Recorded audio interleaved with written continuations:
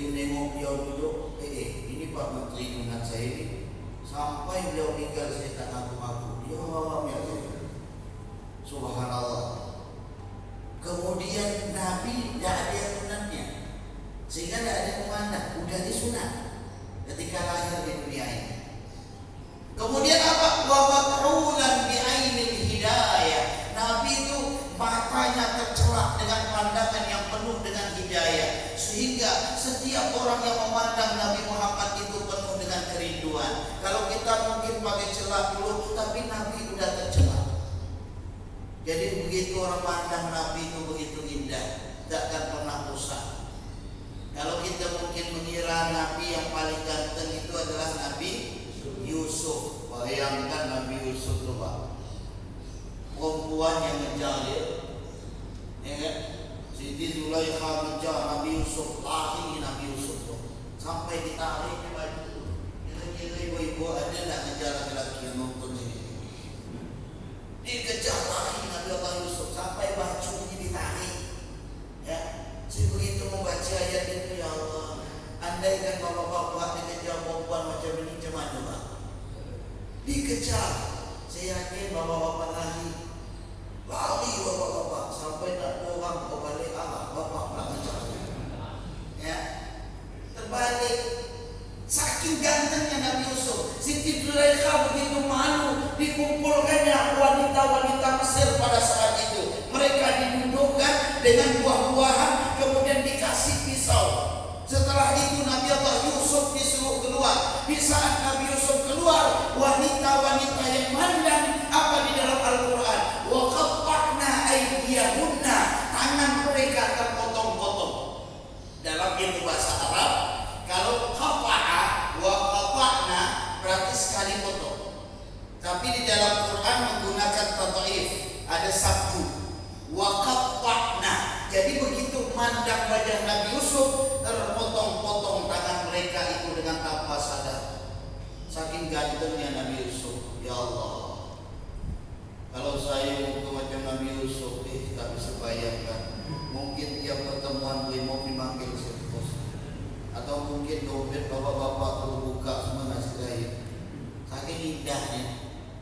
Tapi ternyata gantengnya Nabi Yusuf hanya sebatas dalam pandangan para wanita saja, memandang dengan kegantengan.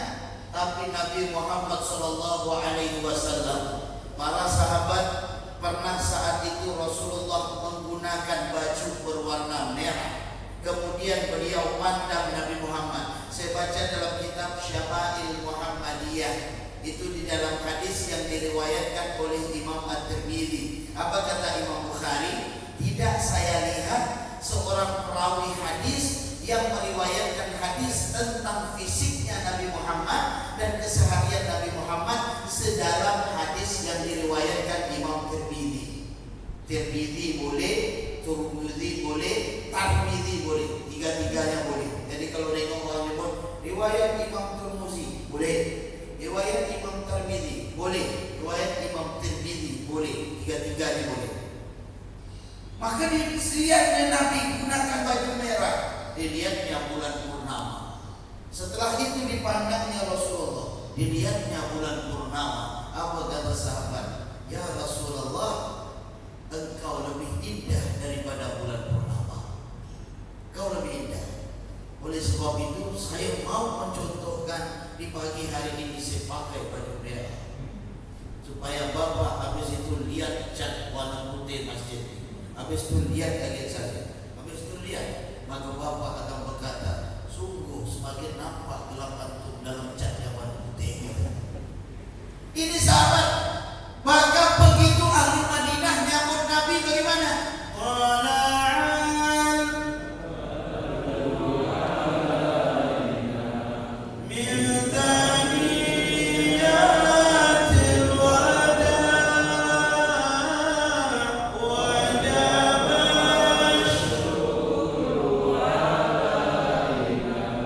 Mada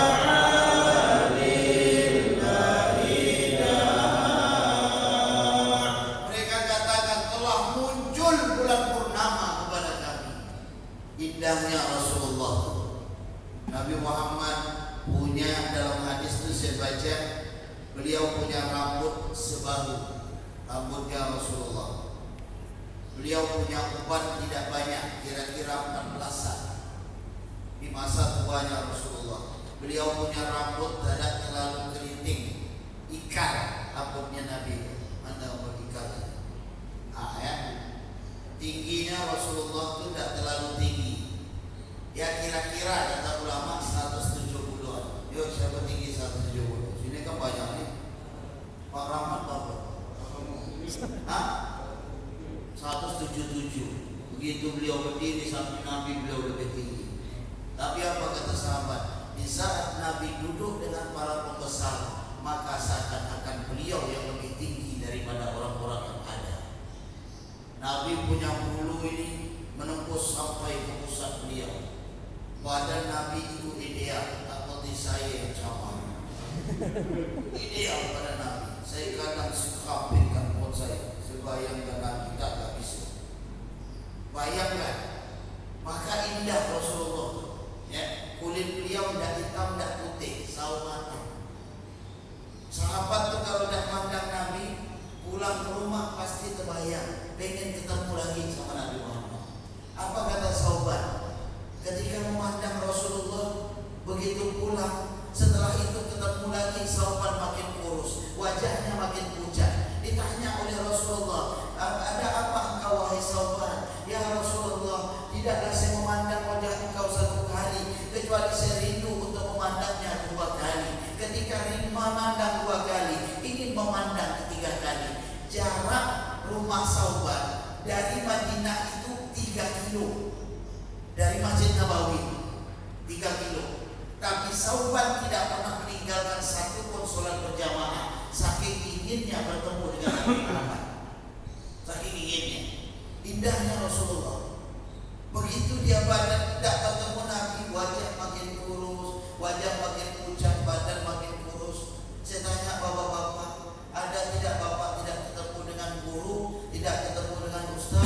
Begitu balik ke rumah terbayang lagi, rindu lagi mau ketemu. Ada kita dapat. Begitu ditanya ustaz, wahai bapak, kenapa wajah engkau makin kurus? Saya lihat wajah engkau makin pucat, badan makin ramping. Saya yakin bapak menjawab, wahai ustaz, tidaklah saya memandang wajah antum 1 kali, kecuali saya berharap jangan 2 kali lagi. Kamu pula tak tahu saya selalu terbayang jangan sampai ketemu lagi. Ini beda dengan Nabi Muhammad. Maka kalau orang yang banyak sholawat tu, dia punya wajah tu indah. Kalau orang yang senang sholawat, tak percaya bapak buktikan.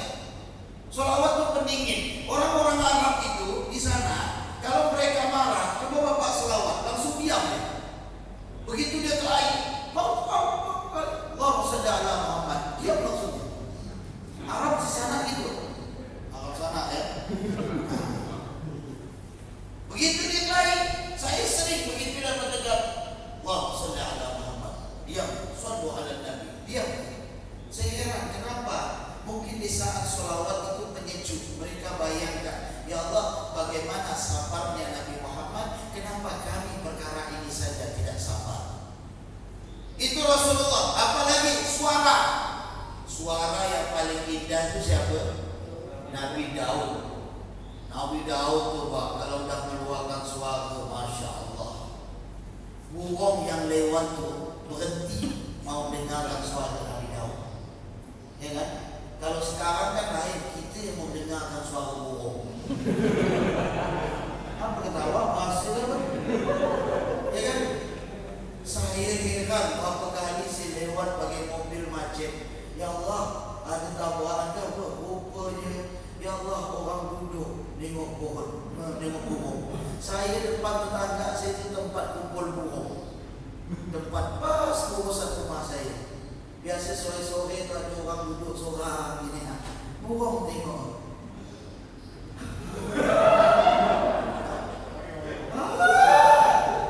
Nengok burung tu bersiul, dia ketawa seorang. Astagfirullah.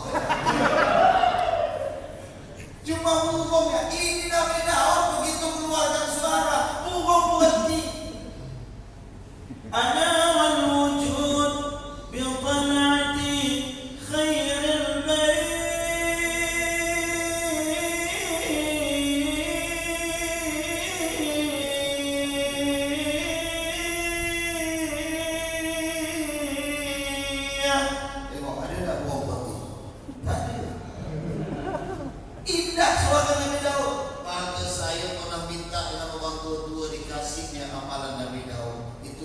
saya tak saya kasih Allah. Bukan apa. Suara Nabi Daud yang begitu indah itu, ternyata suara Nabi Muhammad lebih indah lagi. Ini sauban 3 kilo rumahnya, 3 kilo dari sini sampai mana? Nah itu lah, ya, sampai Polda 3 kilo bangunan. Mau datang cuma rindu dengan suara Nabi ini. Sahabat kalau udah Nabi keluarkan suaranya, ya mereka minta gimana suaranya Nabi. Kata ulama, nada Qurannya Rasulullah itu nada jiharkah. Nada Quran jiharkah itu gimana? Ada tidak yang tahu? Ya, kira-kira lah ya. Bismillahirrahmanirrahim. Alhamdulillahi Rabbil Alamin. Ar-Rahmanirrahim. Akhirnya gitu lah. Salah sedikit maklum. Indahnya sahabatku ya Allah. Semakin Nabi baca ayat panjang makin senang mereka itu. Semakin panjang. Itu Rasulullah. Coba kalau di Masjid Babul Jannah ini nanti subuh-subuh sahabat saya Bapak Tamsis baca ayat panjang-panjang nanti. Wajib ya. Begitu beliau baca apa biasa surahnya suka beliau. Ar-Rahman. Bismillahirrahmanirrahim. Ar-Rahman.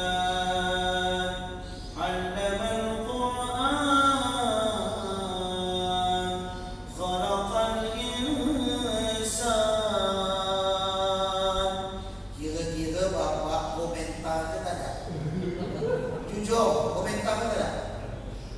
Ya kan? Ya Allah, sedang-sedang apa subuh lah. Nyaman kan tetangga sebelah itu pada turun. Kalau mau turun dia nasib ini subuh. Rahman. Begitu beliau baca Marajal bahraini yaltaqiyan bainahuma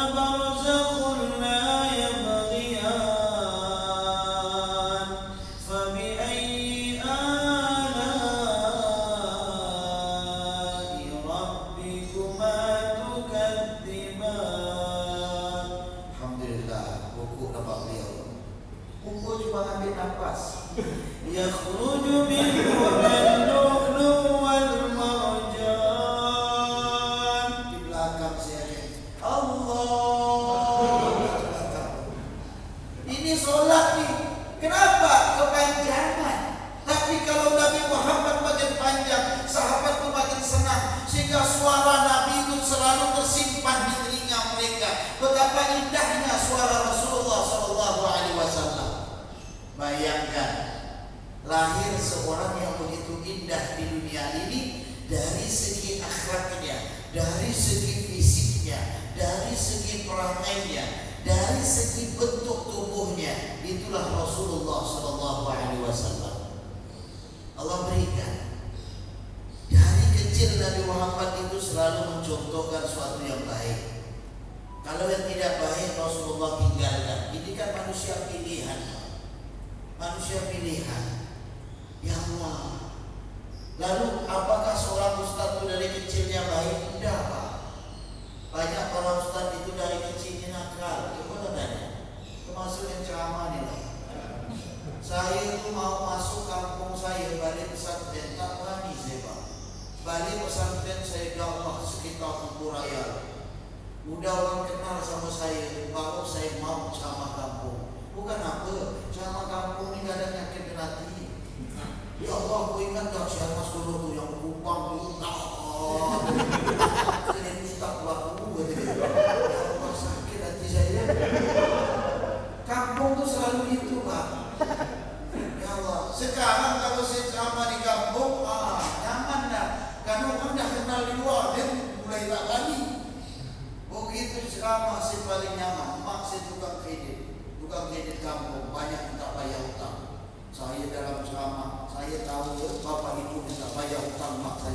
tak perlu sebut kenal. Ada datang bayangan. Maka di sini Allah berikan Nabi Muhammad tuh dari kecil sampai besar itu semuanya bagus.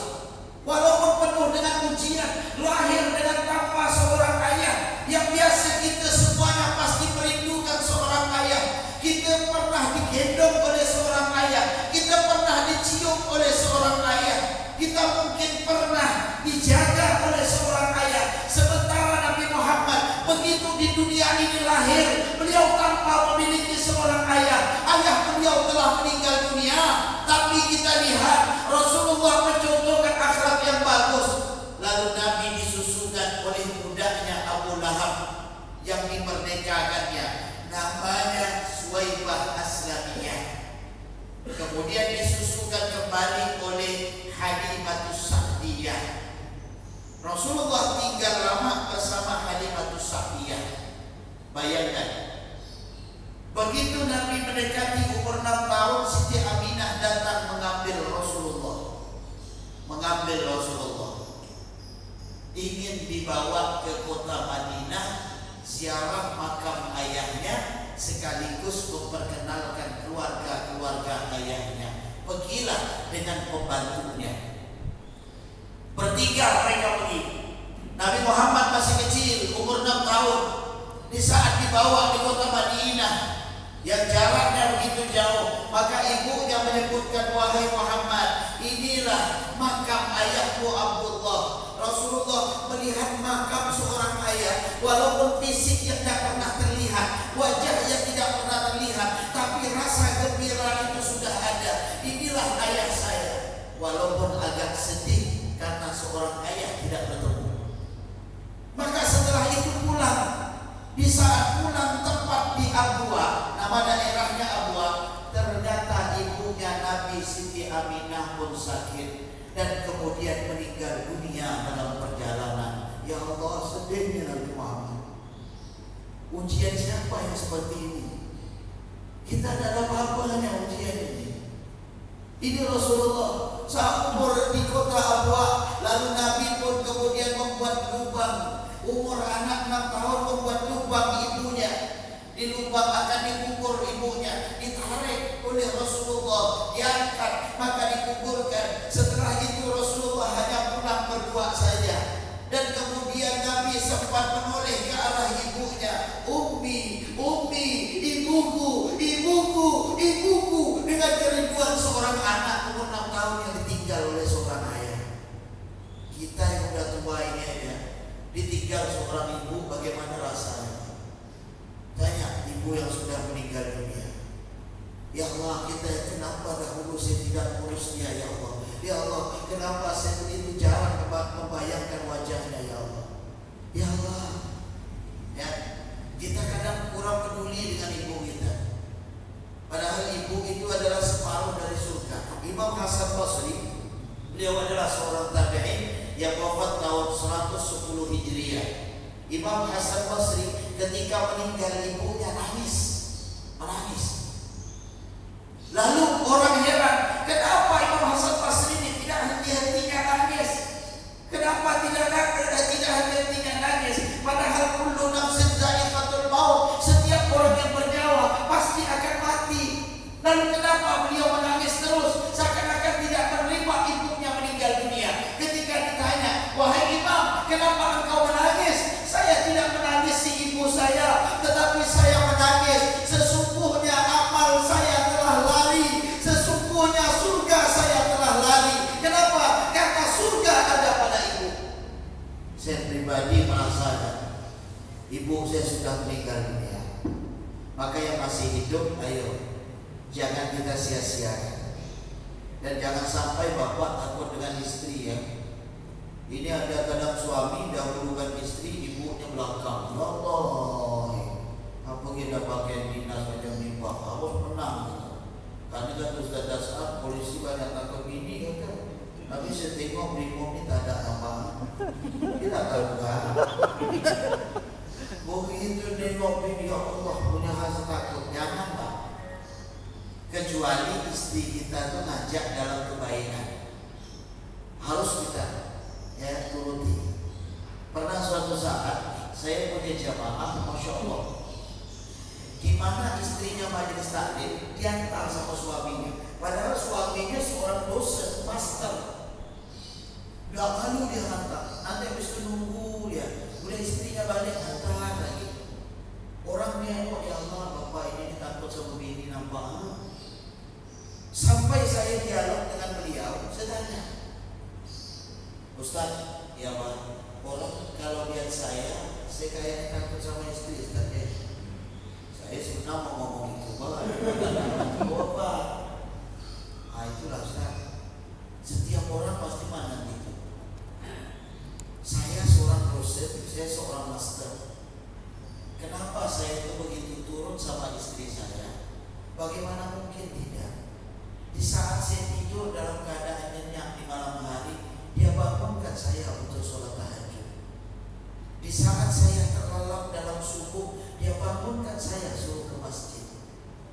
Di saat saya lupa dengan Tuhan saya, di teleponnya saya sudah Tuhan berlupa. Semua yang diajak saya kebaikan. Bukan saya segan karena suara wanitanya, tapi saya segan karena amalnya yang selalu mengajak saya kepada kebaikan. Subhanallah. Biarkan orang bilang saya takut istri, yang penting saya diberikan oleh Allah seorang istri yang mengajak saya dengan kebaikan. Oh, di situ pokoknya. Sekarang setiap saya ketemu, saya banggakan jempol. Itulah seorang suami yang mendapatkan seorang istri yang membimbing mereka kepada akhirat.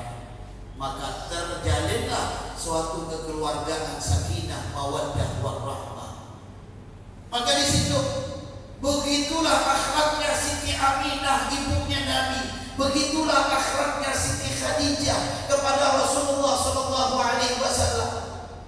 Beliau Rasulullah dalam keseharian beliau bersama istrinya penuh dengan kepedulian. Kepedulian Nabi dengan istri tidak mengurangi kepedulian Nabi dengan umat-umatnya. Tidak mengurangi kepedulian Nabi bagaimana pada umat Islam pada saat itu. Bahkan orang non-muslim pun dibantu oleh Rasulullah SAW.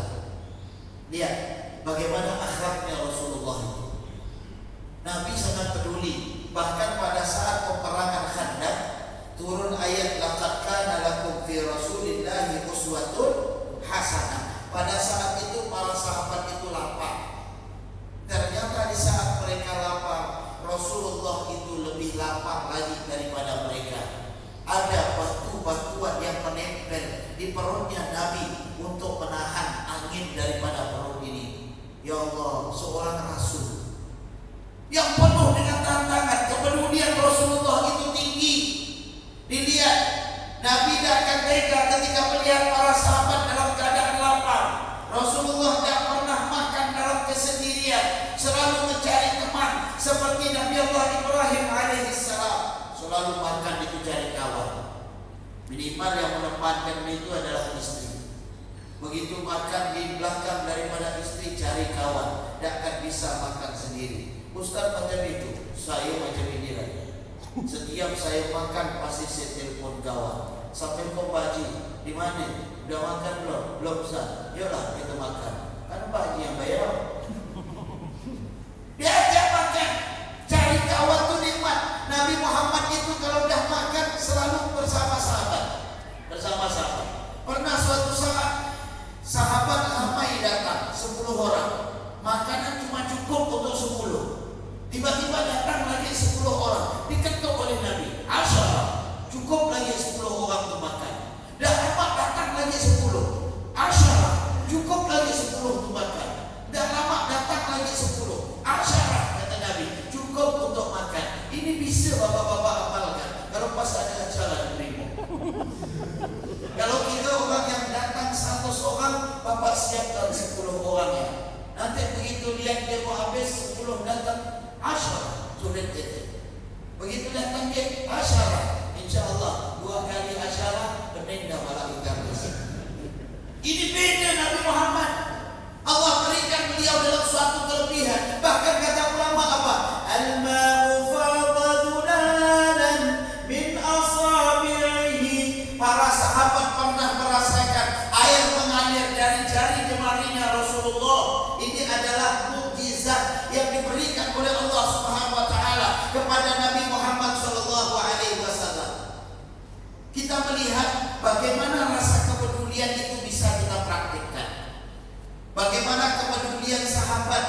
Sayyidina Abu Bakar Siddiq radhiyallahu anhu yang selalu mengeluarkan, menginfakkan hartanya di jalan Allah Subhanahu wa taala.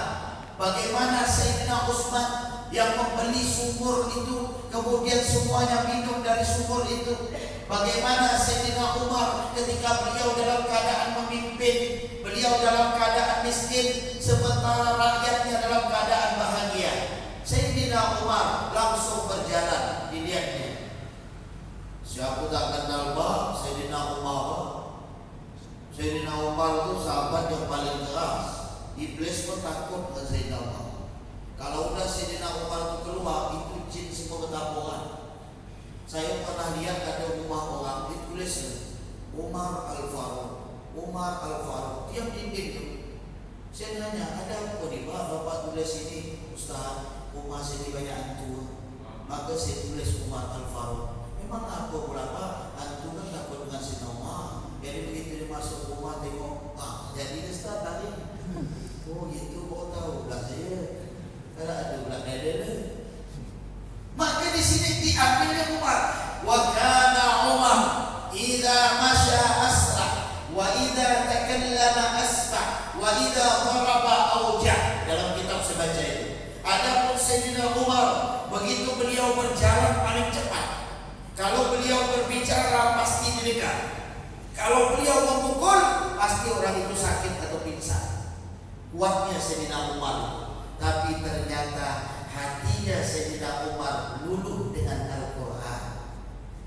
Luluh dengan Quran. Maka bapak-bapak kalau melembutkan hati itu baca Quran.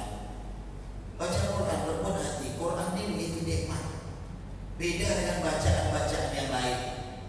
Ya. Jangan lagi kita sibuk dengan lagu-laguan sementara Quran kita hilangkan. Apalagi di sini bertetangga. Asal sore hari tetangga sebelah nyetel dangdut, yang sebelah lagi nyetel lagu India, yang sebelah lagi ya Allah nyetel Al-Quran. Dangdut India berkelahi dengan Quran. Quran ini nikmat. Tidak paham pun bisa nangis. Tidak paham bisa nangis.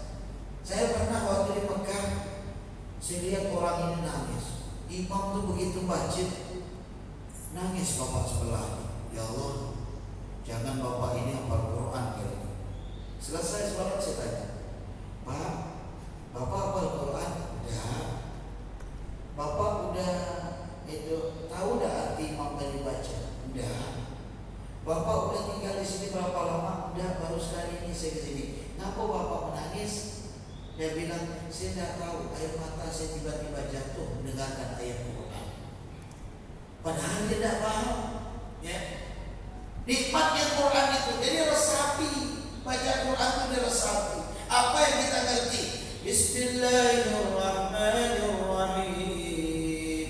Dengan nama Allah yang maha pengasih dan maha penyayang. Ya Allah, begitu banyak kasih sayangmu yang kau berikan kepada hamba ya Allah. Ya Allah, yang mana manusia dengan kesibukannya ya Allah, dunia ternyata hamba kau berikan kesempatan untuk duduk mencari amal akhirat. Ya Allah, yang mana manusia semuanya semakin meninggalkan ibadah kepadamu, tapi kasih sayangmu diberikan kepada hamba sehingga hamba bisa ibadah, hamba bisa melakukan salat duha, hamba bisa untuk melakukan duduk di majlis, hamba bisa mendengarkan Al-Quran, bisa mendengarkan sholawat, bisa membaca sholawat kepada Nabi Muhammad. Yakinkan dengan rahmat dan rahimnya Allah Subhanahu wa ta'ala. Sayyidina Umar dulu, bahkan di saat kepemimpinan Sayyidina Umar itu langsung dicek, rakyatnya langsung dicek. Maka Sayyidina Umar menemukan ada satu rumah yang anaknya menangis. Menangis anaknya. Sayyidina Umar lihat ibunya sedang masak. Begitu dibuka itu belanga, ternyata yang dimasaknya adalah batu. Bu, kenapa ibu masak batu? Inilah pemimpin saya Umar ini tidak peduli. Padahal di depan itu Sayyidina Umar. Saya dalam keadaan lapar, tidak punya makanan. Apa yang akan saya berikan ke anak saya? Maka masak batu ini mereka kira saya masak. Maka kemudian mereka pun tertidur. Sayyidina Umar langsung pergi ke Baitul Mal. Dia ambilnya gandum, dibawanya sendiri gandum itu. Sahabat bilang, ya Umar, biar saya bawa. Maukah kau menanggung dosa di akhirat nanti? Maka dibawa oleh Sayyidina Umar. dibawa. Setelah itu dipasangkan oleh Sayyidina Umar, dimakankan kepada anak-anaknya. Setelah anak-anaknya tidur, baru Sayyidina Umar pulang. Inilah pemimpin sejati yang peduli kepada sesama. Maka kita harus peduli. Siapa saja, bapak-bapak peduli dengan umat Nabi Muhammad. Dia peduli dengan semua manusia yang ada. Peduli dengan tetangga. Lihat, peduli dengan satu sama lainnya, saling tolong menolong. Ya, apa yang bisa kita bantu? Karena kita kalau tanpa orang lain tidak bisa apa-apa. Rasulullah itu, ya, beliau pernah membantu seorang budak sampai mengeluarkan uang beliau, sampai budak itu dibebaskan karena Nabi Muhammad SAW. Rasulullah itu membantu para sahabatnya. Tidak pandang, Nabi tidak pandang siapa orang ini, orang kaya kah, orang miskin kah, pejabat kah, siapa kah. Tidak dipedulikan Nabi. Ya, semuanya beliau kasih sayang, dan kasih sayangnya Rasulullah kalah lawan kasih sayangnya kita. Apa kata Nabi? Inni arhamu ilaikum, sesungguhnya aku sayang kepada kalian, berrahmati abaikum wa ummahatikum, dari kasih sayangnya bapak dan ibu kalian. Tapi itu begitu sayang dengan kita. Mungkin bisa kita contoh. Sekarang tinggal ditanya, apakah kita sayang dengan Nabi Muhammad? Apakah kita cinta kepada Nabi Muhammad? Apakah kita siap untuk menegakkan syariatnya Nabi Muhammad? Apakah kita siap untuk melakukan segala yang diperintahkan oleh Nabi Muhammad? Apakah ada rasa di dalam hati kita ini ingin untuk berziarah ke makam Nabi Muhammad? Adakah rasa kita untuk bertemu dengan Nabi Muhammad walaupun lewat mimpi dan sekalipun? Karena sesungguhnya dalam sabda Nabi Muhammad yang saya baca di dalam hadis yang diriwayatkan Imam Bukhari, man ra'ani fil manam fa sayarani fil yaqadha wa la yatamathalu syaitanu bi. Siapa yang melihat Nabi Muhammad dalam mimpinya, pasti mereka akan melihat Rasulullah dalam keadaan nyata. Nabi Muhammad begitu sayang kepada kita, dan setan tidak bisa melupa wajah Nabi Muhammad. Suatu saat Pak, Rasulullah kumpul sama sahabat, kumpul. Lalu apa diucapkan Rasulullah? Ana mushtaqun bi ikhwan. Saya rindu dengan saudara-saudara. Sahabat dia kan, kami ini kan saudaranya Nabi yang selalu bersama Rasulullah. Lalu sahabat berbalik bertanya, man ashab man ikhwanuka ya Rasulullah? Kami siapa saudaramu ya Rasulullah? Alasna ikhwanaka ya Rasulullah? Bukankah kami ini adalah saudaramu ya Rasulullah? Dijawab oleh Nabi, antum ashabi, kalian itu adalah sahabatku. Lalu siapa saudaranya Nabi? Wahum amanu bi walam yarawni, mereka adalah orang yang beriman tapi mereka tidak melihatku. Siapa? Kita semuanya dikatakan saudara oleh Nabi Muhammad. Allahumma salli ala sayyidina Muhammad. Allahumma salli ala sayyidina maulana Muhammad. Allahumma salli ala sayyidina maulana wa habibina Muhammad. Maka Bapak sekalian yang dirahmati oleh Allah, mari sedikit demi sedikit, langkah demi langkah, kita hanya mencontoh apa yang dicontohkan Nabi Muhammad. Kasih sayangi seluruh umat Nabi Muhammad. Minta ampun kepada Allah. Ditakutkan begitu kita menyakiti umat Nabi Muhammad, lalu Rasulullah nanti tidak menoleh kita. Kalau Nabi tidak menoleh kita, siapa lagi? Cukuplah Nabi itu khuluqun azim, budi pekerti yang agung itu ada pada Nabi Muhammad. Dalam segala hal apapun Rasulullah. Bayangkan, kita pernah dengar kisah Nabi di kota Taif yang beliau dilempar, dicaci maki dan sebagainya, dilumpuhkan kaki beliau, justru berdoa, Allahumma hdi qaumi fa innahum la ya'lamun. Ya Allah, beri hidayah kaumku, sungguhnya mereka tidak mengetahui. Kita pernah mendengar Nabi Muhammad mau sholat kena ludah, begitu orang yang meludahnya tidak adil, Nabi nanya, mana orang yang meludah saya? Saat ini dalam keadaan sakit ya Rasulullah. Maka Nabi pergi ke rumahnya dan mendoakannya. Maka boleh kalau kita doakan orang non-muslim dalam kesembuhan, boleh. Ada komandan beda agama, kita pergi rumah sakit, ya Allah sembuhkan sakit komandan saya, boleh. Kalau untuk kesehatan, ya, kalau untuk keselamatan akhirat tak boleh. Didoakan Nabi. Sekarang saya tanya bapak-bapak, mau pergi sholat di Masjid Babul Jannah, kena ludah cuy. Besok kena ludah cuy. Besok lagi kena ludah cuy. Pas ada orang yang meludah, tahu-tahu bapak bertanya, Mas, mana orang yang biasa meludah saya? Pak, orang yang biasa meludah saat ini dalam keadaan sakit, kira-kira ada tidak yang mengangkatkan tangan, ya Allah sembuhkan sakit dia? Ada ke tidak? Ada. Kira-kira apa yang bapak ucapkan? Allah. Bapak Diono betul-betul dari hati yang mendalam. Jawab. Saya tanya, kira-kira apa yang bapak ucapkan? Mampus kau. Yang di belakang nyaman jauh, yang di sana ngasih kan jauh. Tak dia mampus kembali. Kalau Ustaz macam mana? Kalau saya insya Allah sama dengan bapak Ustaz. Dan kuat. Ini sabarnya Rasulullah itu luar biasa gitu. Karena kenapa? Nabi itu sudah memikirkan nanti akan keluar dari keturunan mereka yang mengucapkan asyhadu an la ilaha illallah. Di situ pemikirnya. Maka dakwah itu dengan akhlak yang pertama, dengan amalia. Bagaimana budi pekerti kita sesama hamba Allah? Bagaimana budi pekerti kita sesama umat? Apapun profesinya, bukan hanya ustaz. Kawan-kawan sekalian, seorang anggota Polri, contohkan dalam akhlaknya. Ya Allah, saya lihat ada ibu yang mau nyebrang, tak bisa nyebrang, dia kita seberangkan. Nenek-nenek yang tak bisa, dengan kasih sayang, sebentar saya bahagia itu. Antum paling banyak bahagia. Kalau memang mau, cari saja. Lihat ada orang dalam keadaan susah, ada apa, kita bantu. Ya, apapun profesinya, atau kerja di kantor camat. Saya pernah kena kerja di kantor camat. Dia tak kenal suruh pakai lepis, lepis kaos itu, ngurus KTP. Buatlah, disuruh buat surat sementara, pergi ke Capil. Begitu pergi ke Capil, ini surat apa ini? Kamu pula camat dibanding keluarkan ini, balik lagi ke sana, balik lagi ke camat. Betul lah dia ini surat dia. Coba balik ke Capil, balik ke Capil. Ya Allah, masa di sini.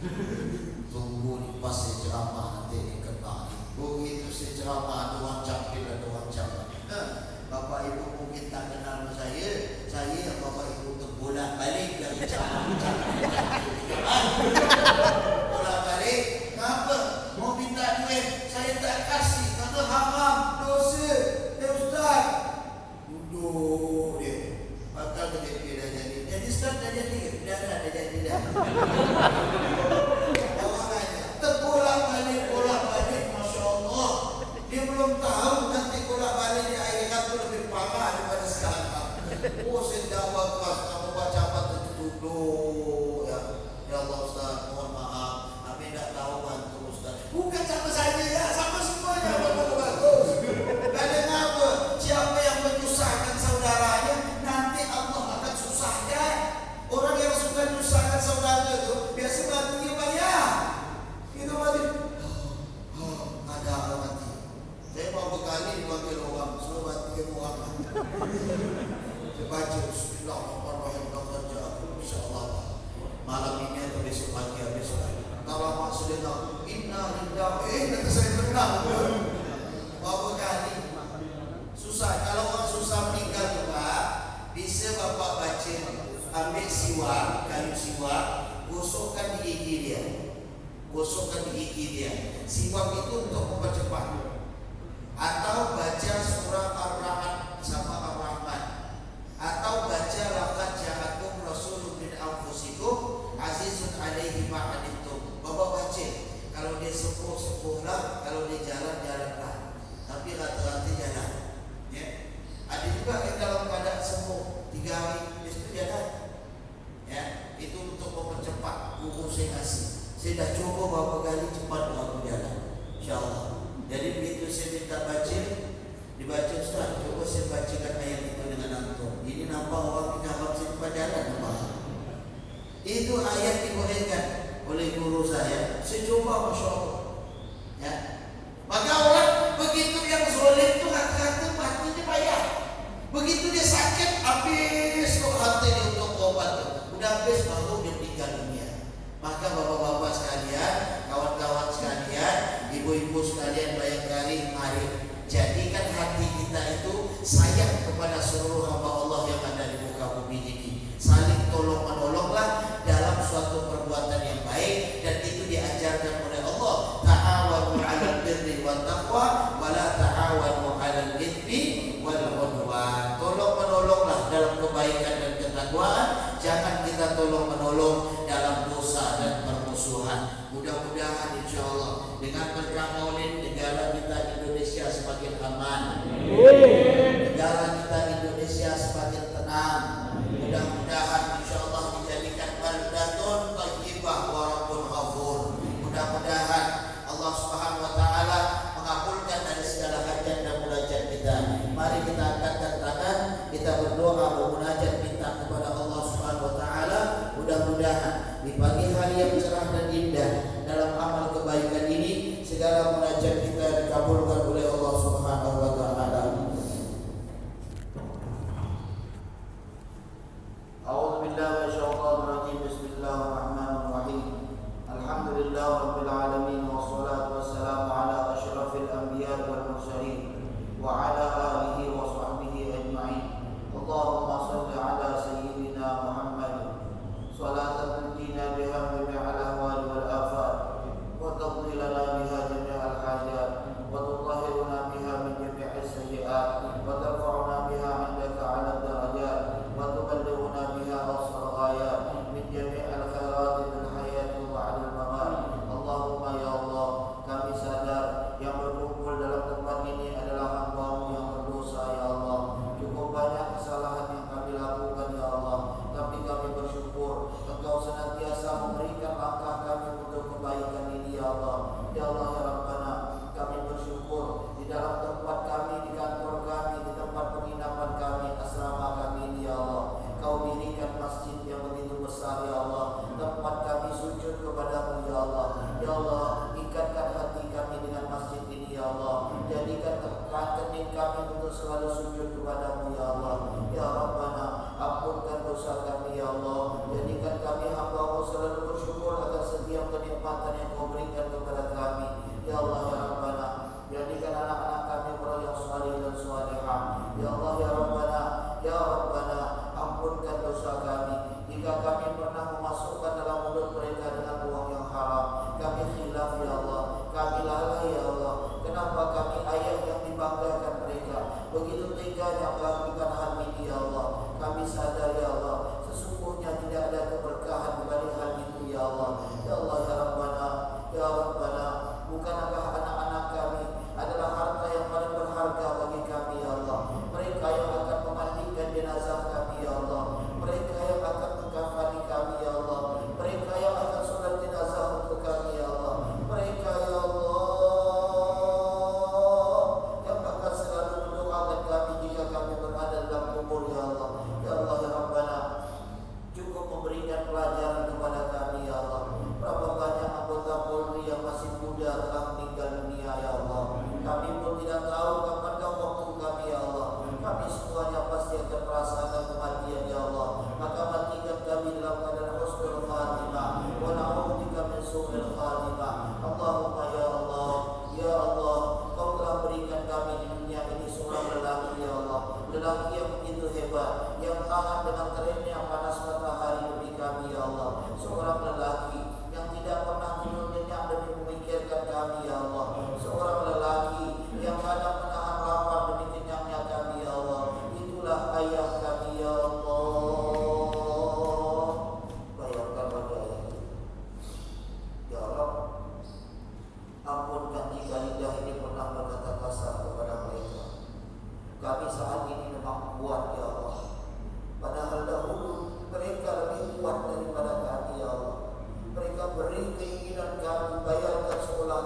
pendidikan kami. Berikan didik kami dalam kebaikan ya Allah. Ya Allah ya Rabbana, ampunkan dosa kami kepada ayah kami ya Allah. Seandainya mereka masih hidup, jadikan bulan Maulid ini kami bisa memeluk dan mencium mereka serta mencari keridhaan mereka ya Allah.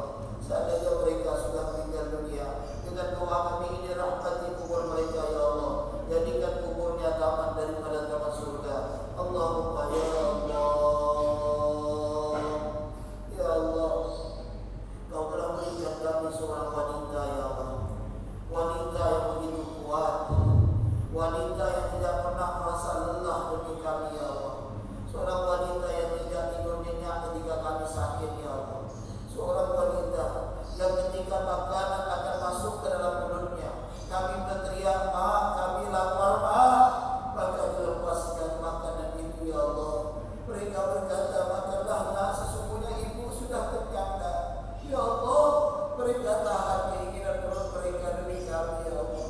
Seorang wanita yang mengeluarkan kami sampai menjerit dan berdarah ya Allah. Seorang wanita yang rela mengorbankan nyawanya demi hidup kami ya Allah. Itulah ibu kami ya Allah. Kami jarang melihat mereka ya Allah. Bahkan mereka meninggal dunia, kami tidak ada di samping mereka ya Allah. Dengan tugas kami yang begitu sibuk, kami jarang untuk menjenguk mereka ya Allah. Kami jarang memperhatikan mereka ya Allah. Ya Allah ya Rabbana, jika mereka masih hidup, beri kami rezeki, kami mampu untuk menyampaikan mereka ke tanah suci Mekah dan Madinah. Jika mereka sudah meninggal dunia ya Allah, maka dengan doa kami ini rahmati kuburnya ya Allah. Jadikan kuburnya taman daripada taman surga. Allahumma ya Allah, ya Allah, kami adalah umat Nabi Muhammad. Kami ingin berkumpul bersama Nabi Muhammad. Ya Allah, jadikan ucapan salam kami kepada Nabi Muhammad Engkau sampaikan ya Allah. Perlihatkan kami wajah Nabi Muhammad ya Arhamar Rahimin. Allahumma ya mujibas sa'ilin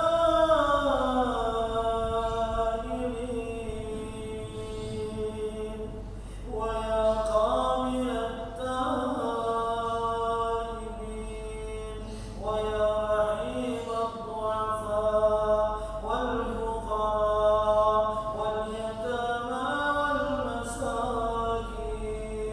Allahumma khtim bis-salihati a'malana wa bis-sa'adati ajalana wa 'ala al-iman wal ihsan wal islam jam'an tawafana wa anta radin 'anna bi rahmatika ya arhamar rahimin. Rabbana atina fid dunya hasanah wa fil akhirati hasanatan wa qina 'adzaban nar wa adkhilna al-jannata ma'al abrar ya 'aziz ya ghaffar ya rabbal alamin. Wa sallallahu ala sayyidina Muhammad nabiyil ummi wa ala sahbihi wa sallam walhamdulillahi rabbil alamin. Ibu sekalian,